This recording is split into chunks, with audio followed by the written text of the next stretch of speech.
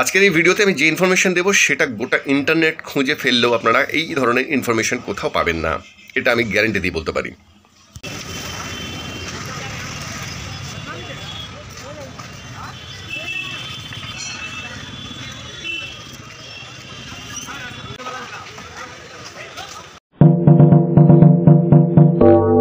নমস্কার, ATC business গাইডে আপনাদের সবাইকে স্বাগত।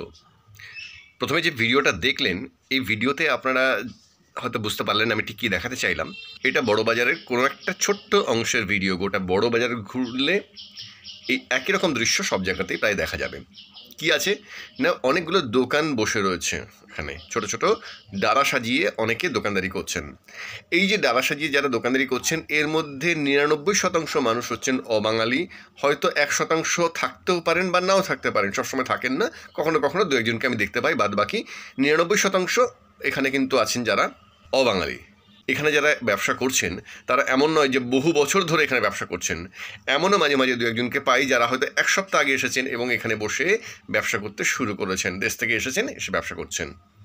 এখানে কিন্তু কোথাও বলা নেই যে বাঙালিরা করতে পারবে না, অবাঙালিরা পারবে, এমন কোনো বাধা বিপত্তি এখানে নেই। তারপরেও কিন্তু আমি দেখি যে ট্রেন ভরে কেরালা কর্ণাটকে ওই ঠিকাদারের আন্ডারে কাজ করতে যাচ্ছেন, মালদা মুর্শিদাবাদ বা বিভিন্ন জায়গা থেকে এসে, কিন্তু বড়বাজারে কেউ নেমে হাওড়া পর্যন্ত এসে সারা রাত কাটাচ্ছেন, কিন্তু কেউ চেষ্টা করেন না এখানে সেটা দোকান দিয়ে বসবার জন্য। কেন করেন না আমার কোনো ধারণা নেই। যদি মনে করেন করতে পারেন, কিভাবে করবেন সেটাই আমি আজকে ভিডিওতে দেখাবো। বড়বাজারে একটা দোকান কয়েকদিন আগে বিক্রি হয়েছে, মাসখানিক আগে বিক্রি হয়েছে, যে দোকানটার সাইজ ছিল মোটামুটি 15x12, 3 কোটি টাকায় বিক্রি হয়েছে। আবার একটা রাজাকাটার মধ্যে যদি আপনি দোকান নিতে চান, সেই দোকানটার ভাড়া মোটামুটি ধরে নিন 10,000 টাকা, আর অ্যাডভান্স পড়বে 1 লাখ টাকা মতো। এটা আমি পুজোর আগে আমি জেনেছিলাম, দুর্গাপুজোর ঠিক আগে। তখন আমি জিজ্ঞাসা করলাম, তখন পেলাম। আরেকটা ঘর পেয়েছিলাম যেটার ভাড়া ছিল 25,000 টাকা, 3 লাখ টাকা সেটার অ্যাডভান্স ছিল, সেটা অনেক বড় ঘর। এরকম পাওয়া যায়। আর কি পাওয়া যায়, যেগুলো দেখবেন ফুটপাথে যে যারা বসেছেন প্রচুর পরিমাণে, এই ফুটে যারা বসেছেন, তো তাদের কিন্তু ভাড়াটা সিস্টেমটা অন্য। তারা হচ্ছে ডেইলি হিসাবে, মানে প্রতিদিন 50, 100, 150, 200, 300 কতটা জায়গা এবং কোন জায়গার উপরে বসছেন, কি নিয়ে বসছেন সেটার উপরেও নির্ভর করে। ঠিক আছে, মোটামুটি এই হিসাবে সেখানে ভাড়া পড়ে।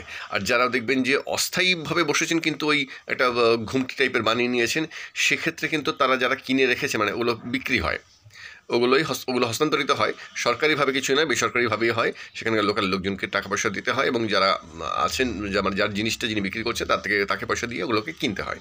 যখন ছাড়বেন কেউ তখনই পাবেন, তো সেটা একটু অন্য বিষয়। কিন্তু নর্মাল যে ডালাগুলো বসে ফুটপাথে, সেগুলো কিন্তু খুব সহজেই যে কেউ বুঝতে পারে। এখানে কিন্তু বাঙালি অবাঙালি বলে কিছু নেই, এবং সেটাই আমি আপনাদেরকে এখন শোনাবো। আপনারা ভিডিওটা পরপর দেখুন, দেখলে আপনারা বুঝতে পারবেন যে কী আছে বিষয়টা।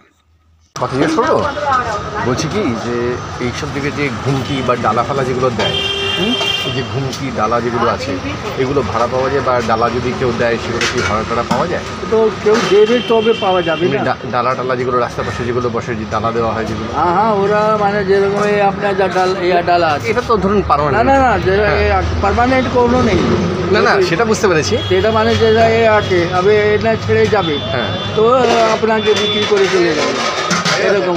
আচ্ছা, এমনি যে সমস্ত খালি জায়গা যে সমস্ত আছে, যে ধরুন যারা ধরুন শাক পাতা বিক্রি করবে, সকালে আসবে, সারাদিন বেচবে, আবার চলে যাবে আর কি। না, ও তো আছে, লেকিন ও খালি জায়গাটা যেরকম আছে ওখানে বসতে দেবে কিনা ও পারমিশন, তাহলে কাদের সাথে কথা বলতে হয়? ওই কর্পোরেশন আর লোকের সঙ্গে, না হলে পাড়া যায় আছে মস্তানগুলো। আচ্ছা, লোকাল লোকজনের সাথে কথা বলতে হয় নাকি সিভিক ভলেন্টিয়ার? হ্যাঁ, সিভিকদের সাথে কথা বলতে হয় নাকি সিভিক ভলেন্টিয়ার? না, এই দোকানে যে পাড়ার লোক আছে না, পাড়ার যারা কন্ট্রোল করে এখানে, মানে এই সব চাঁদা ফাদা তোলে যারা, ওর সঙ্গে কথা করলে হবে। আচ্ছা, ওদের সাথে কথা বলতেই হবে না? আচ্ছা, একটা দরকার, আমার একজন পরিচিত একজন আছে, সে বসবে বলছে কিছু কাজ পাচ্ছে না, গ্রামে থাকে।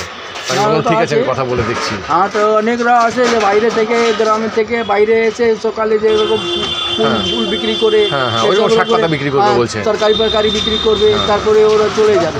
তো ওই হিসাবে জায়গা হলে বলতে পারবে না কোথাও। কিন্তু কার সাথে কথা বলবো সেটাই বুঝতে পারছি না।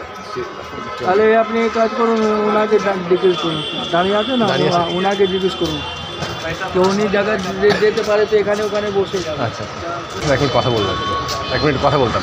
বলছি যে আমার যে পরিচিত আছেন উনি অ্যাকচুয়ালি মানে গ্রামে থাকেন তো, কাজকর্ম খুঁজছেন, বলছে যে এরকম কিছু শাক পাতা বিক্রি করবে আর কি। বলছিল যদি ডালা ফালা যদি কোথাও বসা যায়, এবারে আমার তো আর পরিচিত নেই, সেই জন্য এবারে ওনাকে বললাম যে উনি বললেন যে আপনি যদি বলতে পারেন কিছু, কোনো গাইড করতে পারেন। শাক সবজি ওকে গ্রাম থেকে আনবে, ওই বিক্রি করে আবার চলে যাবে। না না, এখানে বলছি না, মানে কোথাও একটা জায়গা আর কি, নির্দিষ্ট করে বলছি না যে এইখানেই। বাবা নেই, বাবা আসলে তখন সন্ধ্যাবেলা সন্ধ্যাবেলার দিকে কোথায় বা কোথায় কীভাবে যোগাযোগ করবো? এখানেই আমার কাছে। এখানেই থাকেন, কি বলবো, কি বললে দাদা সকালে আপনি তারপরে আমি বলে দেবো। ওরা সেই গ্রাম থেকে আসবে, সকালবেলা নিয়ে আসবে, হয়তো দুপুরবেলা বা বিকাল পর্যন্ত থেকে আবার চলে যাবে আর কি। नंबर ताज़ा माल बेचेगा ना, হ্যাঁ, 15 नंबर माल। अपना जो मोबाइल है আপনি এবার বিকাল দিকে আসুন, আমরা থাকবো এখানে, বাবার সঙ্গে কথা বলে নেবো। সন্ধ্যার দিকে, দাদা 5টা পর 5টার পরে, 5টা পর না সকালে 8টা পর। সকাল 8টার পর, হ্যাঁ 12টা বেরিয়ে যাবে বাড়ি। 8টা থেকে 12টা থাকেন, 8টা থেকে 12টা পর্যন্ত থাকেন। আবার বিকালে 5টা পর থেকে রাত্রি 9টা।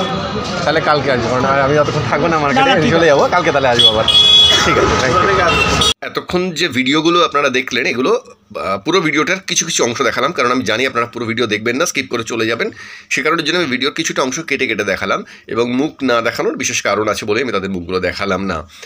এখন কথা হচ্ছে যে এই যে ভিডিওগুলো আপনারা দেখলেন, এখানে কি কোথাও শুনলেন যে তারা বললেন যে বাঙালি হলে এখানে কাজ দেওয়া যাবে না, পশ্চিমবঙ্গের লোক হলে তাদেরকে এখানে বসতে দেওয়া হবে না, এমন কোনো কথা শুনলেন কি? শুনলেন না, কিন্তু তারপরেও কেউ আমরা চেষ্টা করি না, আসি না।